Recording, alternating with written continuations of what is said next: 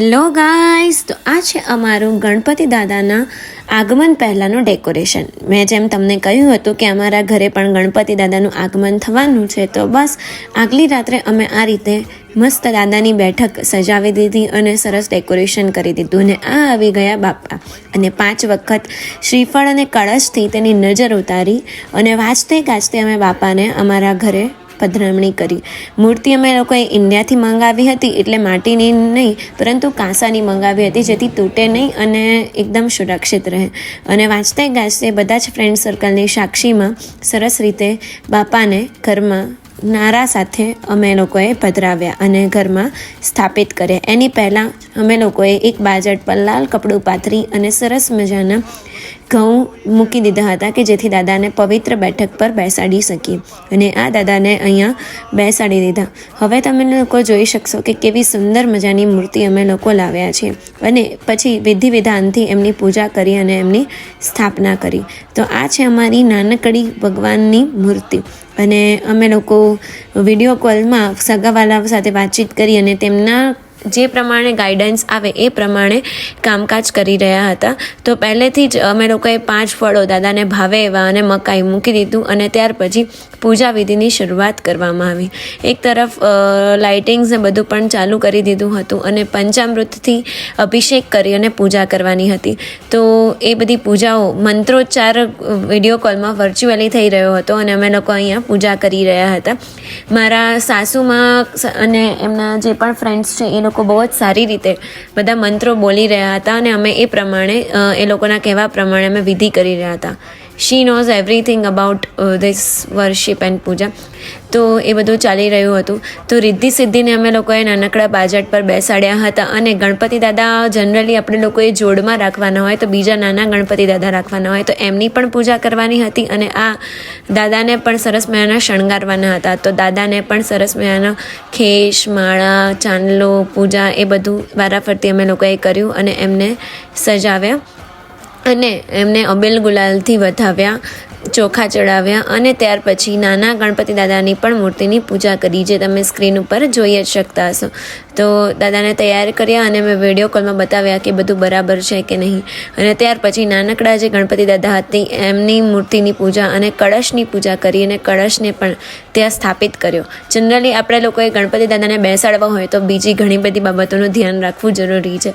અને એ આપણને જાતે કદાચ ખ્યાલ ન આવે, પરંતુ આપણા વડીલોની સલાહ પ્રમાણે આપણે લોકો એ બધું જ કરી શકતા હોઈએ છીએ. તો આ રીતે કુંભ ઘડો સ્થાપિત થઈ ગયો અને ત્યાર પછી એક નાનકડો દીવો કરી અને ત્યાર પછી નાના ગણપતિ દાદાને પંચામૃતથી નવડાવ્યા અને અભિષેક કર્યો અને એમને નાળા છડીની માળા મતલબ કે એમના વસ્ત્ર પહેરાવ્યા. અને સોપારીને આપણે લોકો રિદ્ધિ સિદ્ધિ માનીએ છીએ. સોપારીમાં ગણપતિ દાદાની બંને પત્નીઓ રિદ્ધિ સિદ્ધિનો વાસ હોય છે એમ માનવામાં આવે છે. તો આખી સોપારીની પૂજા કરી, એમને ચાંદલો કરી અને એમને પણ રિદ્ધિ સિદ્ધિ તરીકે ત્યાં મૂકવામાં આવ્યા અને સરસ રીતે એમને સ્થાપિત કર્યા.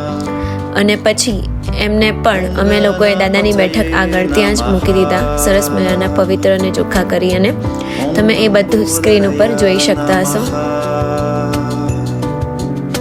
હવે ગણપતિ દાદાને જનોઈ પહેરાવવાની હતી, તો જનોઈને 5 ચાંદલા કરી અને ગણપતિ દાદાને જમણેથી ડાબી બાજુ જનોઈ પહેરાવી દીધી અને એમને સરસ રીતે શણગારી દીધા, જે તમે દેખી શકતા હશો. અને હવે જે બાકીના જે ગણપતિ દાદાની પૂજા હતી એ પણ અમે પૂછીને એ પ્રમાણે કરી લીધી અને એમને સ્થાપિત કર્યા.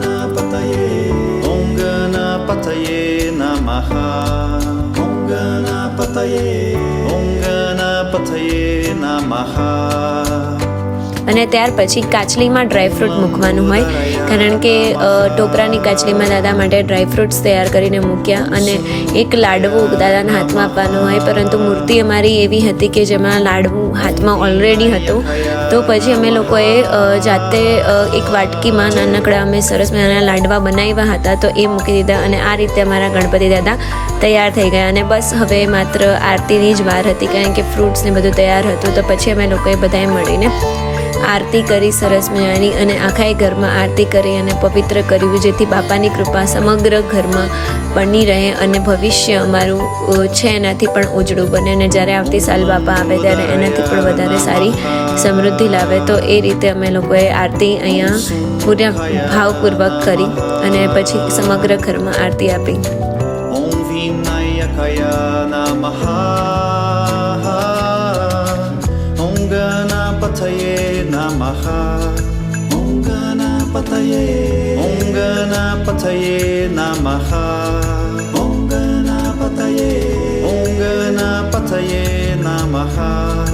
ઓમ ગણપતયે. ઓમ ગણપતયે નમઃ. ત્યાર પછી મેં બાપા માટે તૈયાર કર્યો હતો ઘરે ચૂરમાના લાડુનો ભોગ, જે પહેલી વખત બનાવ્યો હતો, અને એના સાથે દાળ ભાત શાક પૂરી અને બીજી બધી સ્વીટ્સ. તો સરસ મજાનો થાળ ગાઈને બાપાને ભોગ ચડાવ્યો.